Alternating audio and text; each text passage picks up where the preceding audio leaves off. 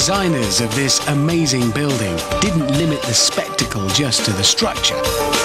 It is, after all, a hotel, and the guests will spend most of their time inside looking around, not outside looking in.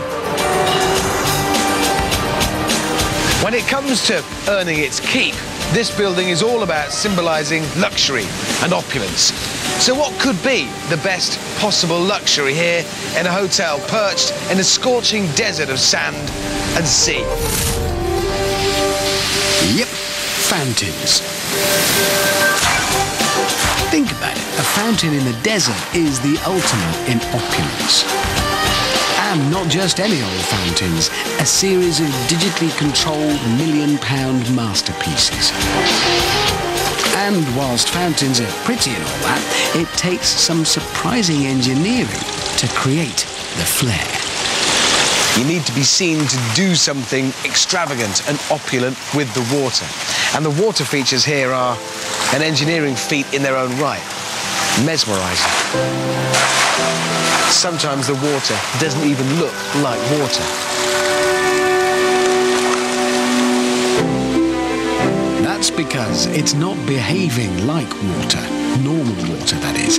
Normal water can't move like this does. To allow it to play these tricks, you need to eliminate turbulence. It has to achieve an almost unreal glassy smoothness, something called laminar flow. The 1930s, buildings grew taller. Firefighters needed to stream water higher to quench towering infernos. A helpful hydraulic engineer realized that turbulence reduced the range of fire hoses because the water flow broke up in air.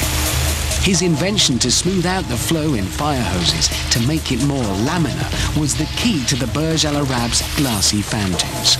Right, quick quiet minute before we do the next bit, and we are going to be finding out about this laminar flow business, which as far as I can understand is all about doing, well, what seems impossible. Here's an example, my coffee. Don't worry, they'll get a coffee too once they've earned it.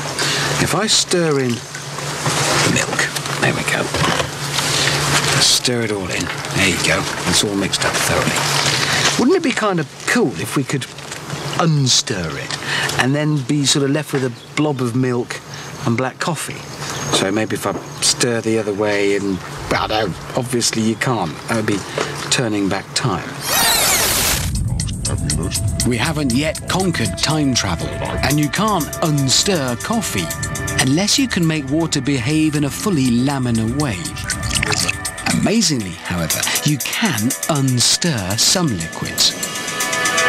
Professor Tom Mullen from Manchester University, an expert in fluid dynamics, shows me how. So, Tom, with this device, I'm not sure we're about to spin a salad or do some painting. And what's this got to do with laminar flow, whatever that is, and trying to unstir my coffee? That's your mission, to explain all of that. Oh, well, what you have to do is put these coloured dye into the fluid, and then we'll stir it around and see what happens. All right. The liquid inside is thick, viscous sugar syrup. Yeah, a bit further along here, this direction. Right. And the coloured blobs are the same stuff with food dye added. OK, that's fine. So 3 blobs, good, not much flowing, laminar or otherwise going on right now. Now we have to create the flow, and so to create the flow, what we're going to do is turn that handle, say, 5 times in that direction. Right, so that's fine. It's quite thick stuff, this, isn't it? 1. It's very sticky fluid. 2. Keep going. 3. 4. 5. OK, I've done that. Now it looks like we've created a right mess. It's a mess, yes. It's all gone. What we need to do, or what you'd like to do, is go backwards the same number of turns. So I'm literally unstirring it. Unstir. I feel like somebody might be having a laugh at my expense. 1. 2.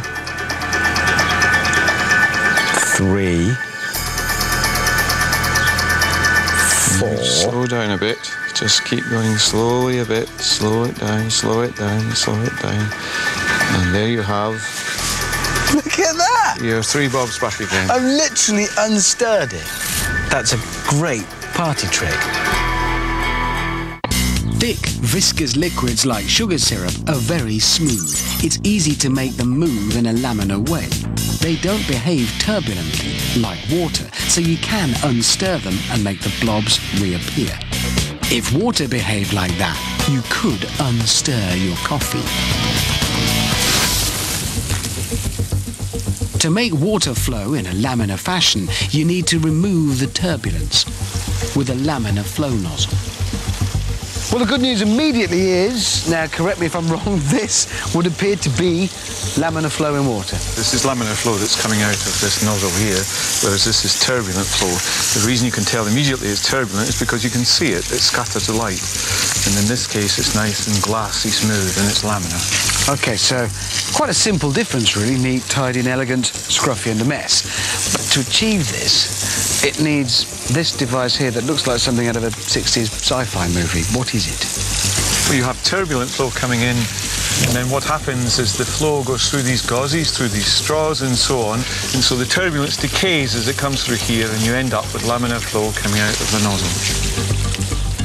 The gauze and straws effectively smooth the water, removing the bubbles and swirls that cause turbulence. Non-turbulent water can flow quicker and more smoothly. So to solve the problem then of fast-moving laminar flow in water for the Burj Al Arab's fountains, what you need is a device like this to calm the water down. Yes. And smoothly flowing water also helped firefighters. In the 30s, American engineer Horace Barker had a brainwave. He realized that removing turbulence made the water travel further. His new fire hose design had metal feathers inside that aligned the water as it left, reducing this turbulence. Barker's flow straightener extended the range of fire hoses. The smooth water flow traveled further, so firefighters could tackle blazes on the higher floors of skyscrapers more easily. Laminar flow nozzles go one step further than Barker's device, removing all turbulence and smoothing the water to a glassy finish. The fountains at the Burj Al Arab incorporate 66 laminar flow nozzles. Pretty sure theirs aren't made from drinking straws, though. Either way, they allow for breathtaking displays. You see, the crucial thing about the Burj Al Arab is that it's all about the bling. It's engineering to impress, not just to survive.